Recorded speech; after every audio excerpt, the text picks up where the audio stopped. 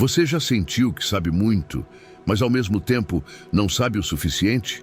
Vivemos em um mundo onde quase tudo pode ser aprendido em minutos. Se você quiser aprender a tocar piano, existem milhares de vídeos. Quer aprender marketing digital? Tem curso gratuito. Quer dominar filosofia oriental? Está tudo online, a poucos cliques. O conhecimento que um dia foi sagrado e escasso, agora está por toda parte, leve, abundante, imediato. Mas essa abundância tem um preço. Nunca tivemos tanto acesso à informação e, ao mesmo tempo, nunca nos sentimos tão perdidos, tão ansiosos, tão inseguros com o que realmente sabemos. A pergunta é inevitável. Será que estamos mesmo aprendendo ou apenas colecionando fragmentos de conhecimento que não se enraizam em nós? De acordo com um estudo da Harvard Business Review, publicado em 2020, mais de 70% das pessoas que iniciam cursos online não conseguem aplicar o que aprenderam. E isso não acontece por falta de vontade, mas por excesso de distrações, de conteúdo, de velocidade. Vivemos a era do aprendizado fast food, rápido, raso, descartável.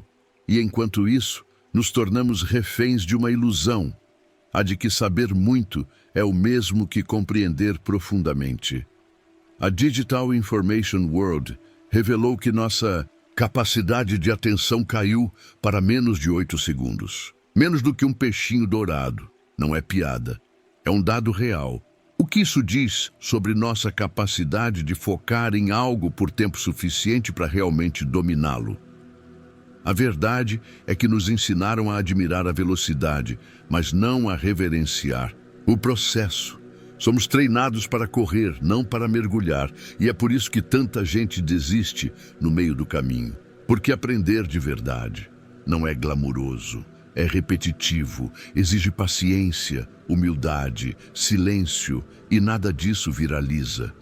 Vivemos cercados de mestres relâmpago, pessoas que aprenderam algo ontem e hoje já ensinam aos outros.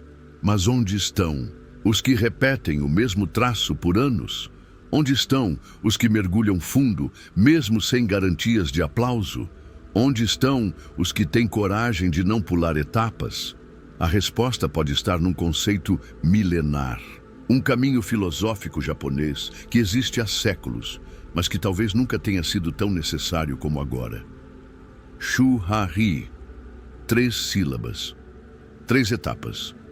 Um ciclo invisível de aprendizado que atravessa o tempo, as culturas e as habilidades humanas.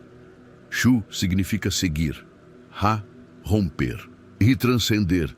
Esse conceito nasceu dentro das artes marciais japonesas, como o Aikido e o Kendo. Mas ele não se limita a espadas e movimentos. Ele também vive na caligrafia, no teatro nó, na cerimônia do chá. E mais do que isso, vive em qualquer processo verdadeiro de aprendizado, seja no piano, na medicina, no empreendedorismo ou no autoconhecimento. Mas Shu-ha-ri é o oposto da pressa. É o caminho que respeita o tempo. É o caminho de quem entende que não se domina nada antes de se tornar parte daquilo que se pratica. Imagine que você quer aprender a pintar como um mestre. No Shu, você apenas copia, fielmente, sem criar, sem opinar.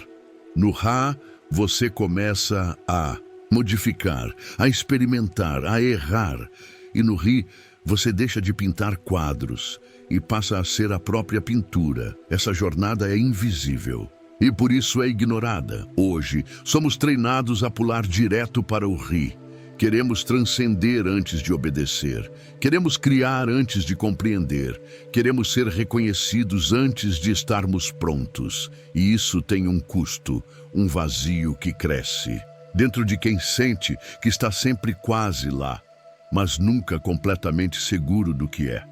É por isso que tantos abandonam instrumentos, línguas, projetos, carreiras. Porque não foram ensinados a sustentar o peso do início. Porque não houve tempo para o Shu à pressa. É uma sabotagem disfarçada de eficiência. E o medo de parecer iniciante nos impede de evoluir de verdade. Talvez o maior inimigo do conhecimento real não seja a ignorância, mas a superficialidade que se fantasia de saber. E talvez a maior revolução silenciosa que você possa fazer na sua vida seja desacelerar, voltar ao começo, honrar o processo. Porque só quem honra o Shu enfrenta o Ra, e só quem enfrenta o Ra descobre o Ri. Nos próximos minutos, vamos caminhar por esse caminho sutil.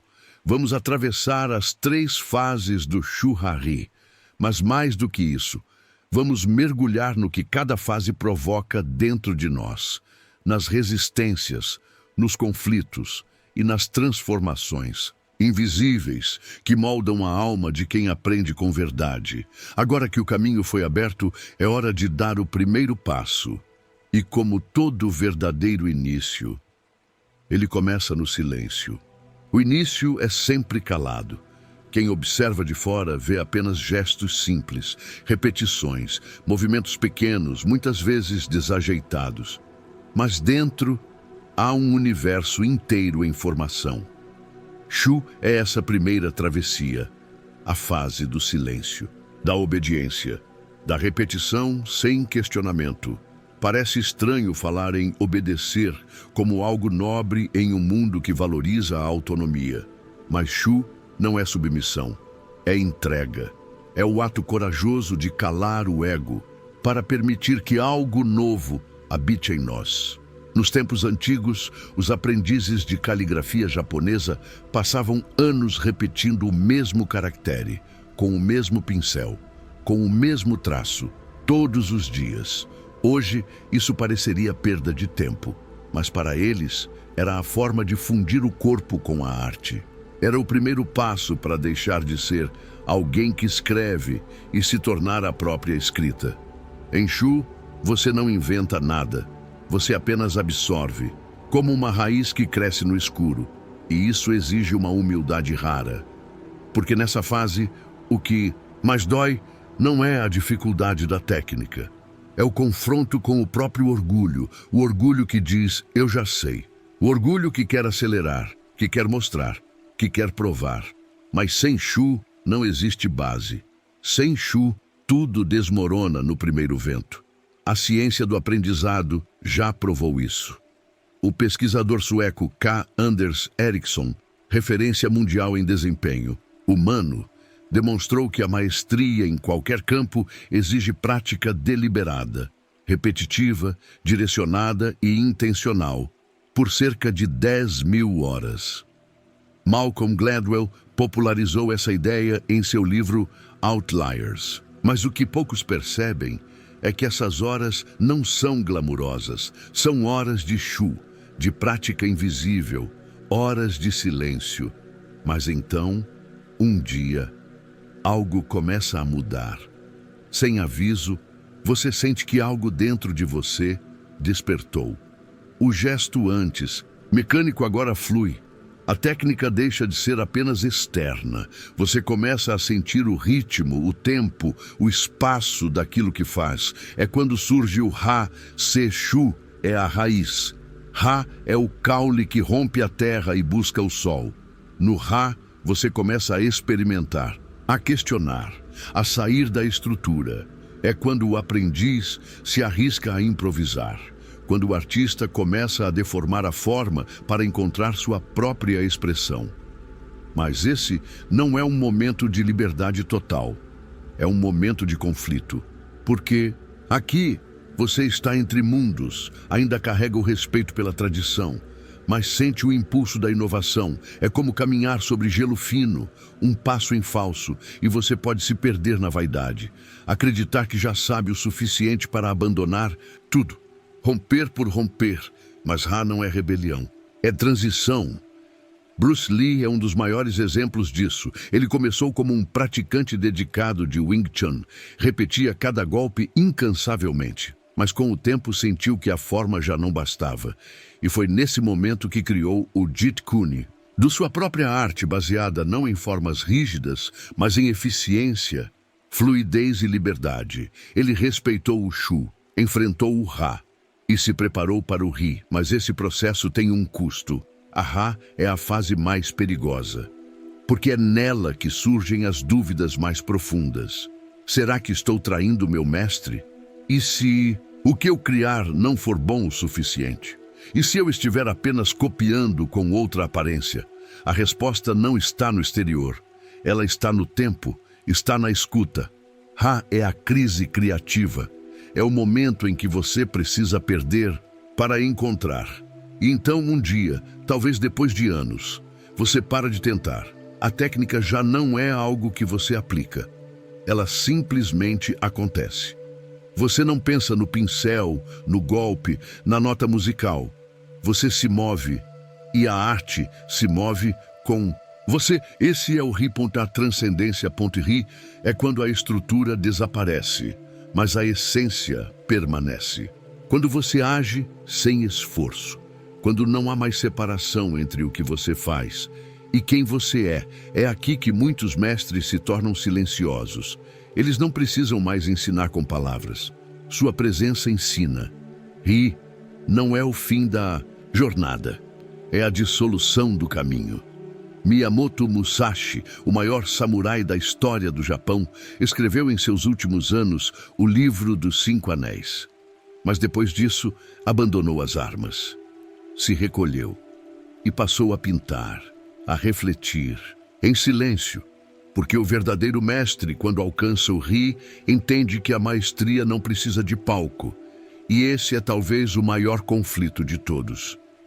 O desapego do próprio ego, porque você passou anos buscando ser visto, e agora percebe que tudo o que importa é ver a si mesmo com clareza. O Ri não grita. Não se anuncia, ele apenas é. E nesse ponto, você não precisa mais da técnica, porque a técnica se tornou extensão do seu ser. Mas há algo curioso nessa jornada. Quando você alcança o Ri, você entende que precisa voltar ao Shu. Porque há sempre algo novo para aprender, algo novo para começar, alguma humildade a ser redescoberta. Shu Ha-Ri não é uma linha reta, é um ciclo. Uma espiral que se aprofunda a cada volta, a cada nova habilidade, a cada novo desafio, a cada transformação interior. Lá está ele, o chamado silencioso das 3 etapas. E se você ouvir com atenção, vai perceber que o ciclo não é apenas sobre aprender algo, é sobre lembrar quem você é. E imagine que você está diante de um mestre. Ele não fala, não explica. Ele apenas repete, sempre o mesmo gesto, sempre o mesmo traço. Você observa, imita, erra, corrige, repete e repete de novo. Essa é a primeira etapa. Shu não é empolgante. Shu não aparece em stories. Shu é o silêncio da obediência. É o ato de seguir sem discutir, de aceitar a forma antes de tentar mudá-la. No Ocidente, essa ideia assusta. Seguimos apaixonados pela originalidade. Queremos ser únicos, diferentes, disruptivos, desde o primeiro dia. Mas o Oriente ensina outra lógica. No Shu, a originalidade ainda não importa. O que importa é absorver, imitar com humildade, repetir com intenção. Nos dojos tradicionais de Aikido, os alunos passam meses apenas aprendendo a caminhar em linha reta. Parece inútil, mas é o fundamento. Sem ele, qualquer técnica desmorona. O mesmo acontece na caligrafia japonesa. Antes de escrever o próprio nome, o aluno repete os mesmos ideogramas 1000 vezes. A tinta preta, o pincel controlado, o traço exato, um erro, e tudo recomeça. É como se o mundo dissesse, antes de deixar sua marca, aprenda a respeitar as marcas que vieram antes de você. O psicólogo sueco Kay Anders Eriksson, citado por Malcolm Gladwell, identificou que os maiores especialistas do mundo têm algo em comum: 10.000 horas de prática deliberada. Mas não é qualquer prática. É uma prática focada, orientada, paciente, ou seja, é Shu, só que aqui nasce o primeiro conflito. O ego. O ego detesta repetir. Ele quer inovar, mostrar, brilhar. Mas o Shu exige silêncio. E por isso, muitos desistem. Confundem humildade com mediocridade. Mas não é. O Shu é o terreno onde a raiz se aprofunda. Sem ele, a árvore do talento cai no primeiro vento. Mas chega um momento em que o gesto aprendido começa a aparecer apertado demais. A forma se torna conhecida. O corpo começa a querer explorar. A mente começa a criar. É aí que entramos no segundo estágio. Haha é a ruptura. É o momento em que o discípulo começa a quebrar as regras que aprendeu. Mas agora, ele as quebra com consciência. No Ha, o praticante questiona, experimenta, modifica. É aqui que ele começa a desenvolver estilo, assinatura, voz própria. Mas atenção, Ha não é rebeldia gratuita, não é rejeição ao mestre. É, na verdade, uma forma profunda de respeito, pois só quem entendeu a tradição pode ousar transformá-la sem destruí-la. Um exemplo clássico é Bruce Lee. Ele estudou o Wing Chun com intensidade. Repetiu, absorveu. Mas em certo ponto, sentiu que as técnicas limitavam sua liberdade. Ele rompeu, criou o Jeet Kune Do, um estilo sem estilo, fluido, adaptável, livre. Ele dizia, absorva o que for útil, rejeite o que for inútil. Adicione o que é exclusivamente seu. Isso é Ha, a transformação que vem do respeito. Mas o Ha também é perigoso, porque neste ponto o ego pode se inflar. A pessoa se sente pronta, diferente, especial, e pode parar por aí. Mas quem permanece, quem segue, chega ao último estágio. Ri, não é mais sobre técnica, é sobre presença. É quando a prática desaparece e sobra apenas o ser. O mestre já não pensa nos movimentos, ele apenas age. A arte flui por ele, como se ele fosse apenas um canal. É nesse estágio que o pianista toca sem olhar para as mãos, que o mestre do chá serve sem esforço, que o guerreiro vence sem lutar. É a fase onde o corpo, a mente e a intenção são um só. O filósofo japonês Daisetsu Suzuki dizia, quando aprendemos algo verdadeiramente, ele nos abandona. Isso é Ri. É quando a técnica se dissolve e o praticante se torna a própria arte. No Ri, não há mais necessidade de mostrar, nem de ser reconhecido, nem de competir. O artista pinta e queima o quadro. O mestre ensina e desaparece. O sábio fala e se cala logo depois. É a fase da liberdade silenciosa. Mas, ironicamente, o Ri também traz um conflito, porque muitos confundem transcendência com ego espiritual. Acham que se libertaram, mas ainda estão presos à imagem de mestre. Por isso, os grandes sábios voltam ao início, voltam ao Shu, para lembrar que todo verdadeiro ciclo é um círculo, e assim o Shu Ha Ri não é uma escada com degraus, é uma espiral. Você gira por ele inúmeras vezes, e a cada volta você é outro. O Shu Ha Ri também aparece nas empresas mais inovadoras. No método ágil, por exemplo, equipes iniciam com regras rígidas, Shu. Depois adaptam processos, H, até operar de forma autônoma e criativa, Ri. Estudo do MIT Sloan, 2022, mostrou que times de alta performance seguem esse ciclo com consistência.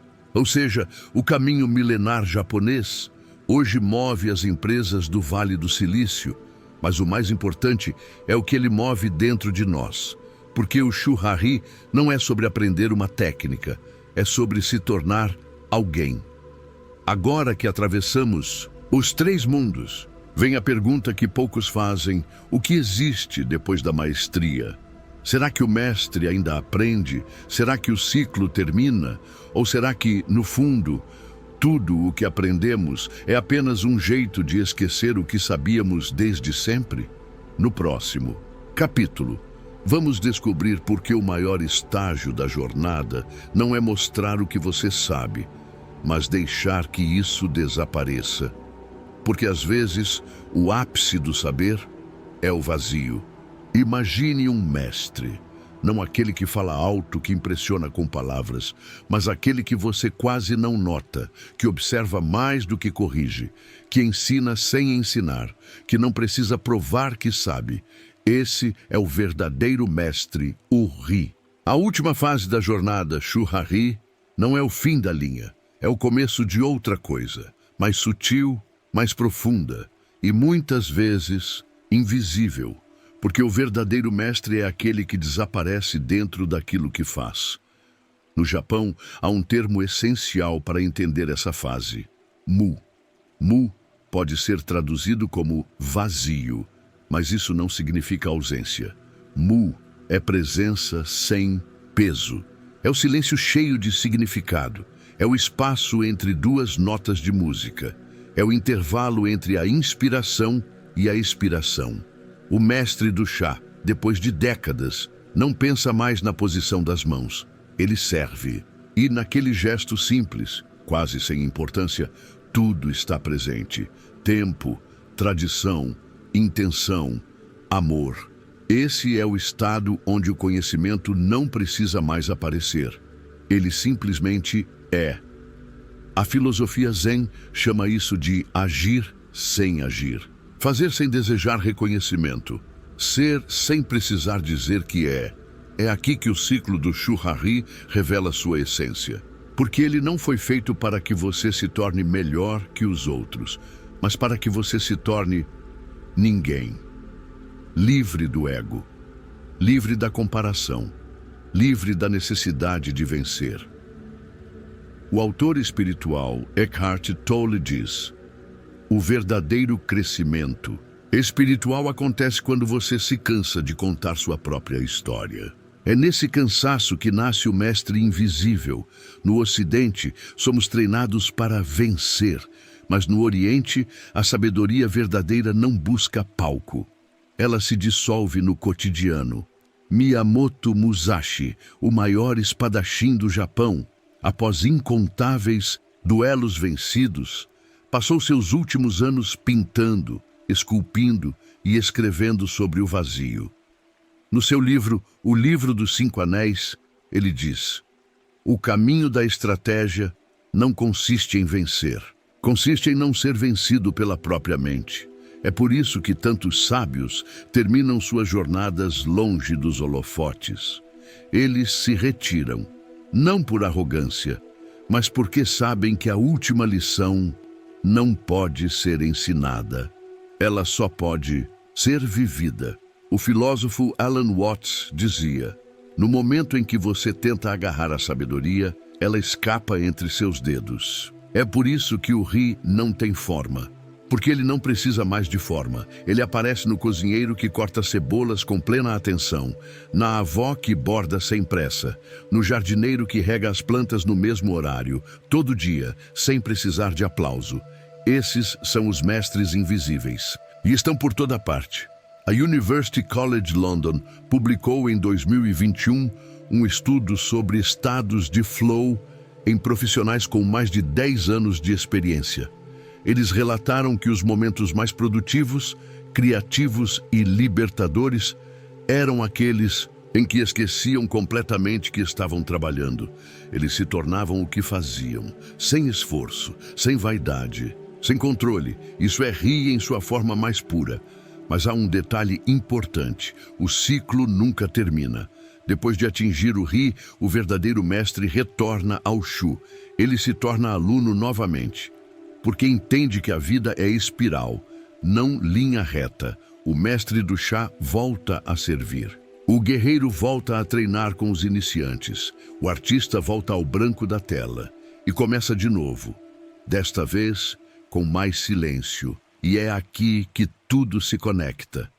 Shu, siga com humildade. Ha, rompa com respeito. Ri, desapareça com consciência. Então, comece de novo, mais leve, mais vazio, mais inteiro. Esse é o verdadeiro ciclo do aprendizado e talvez da própria vida.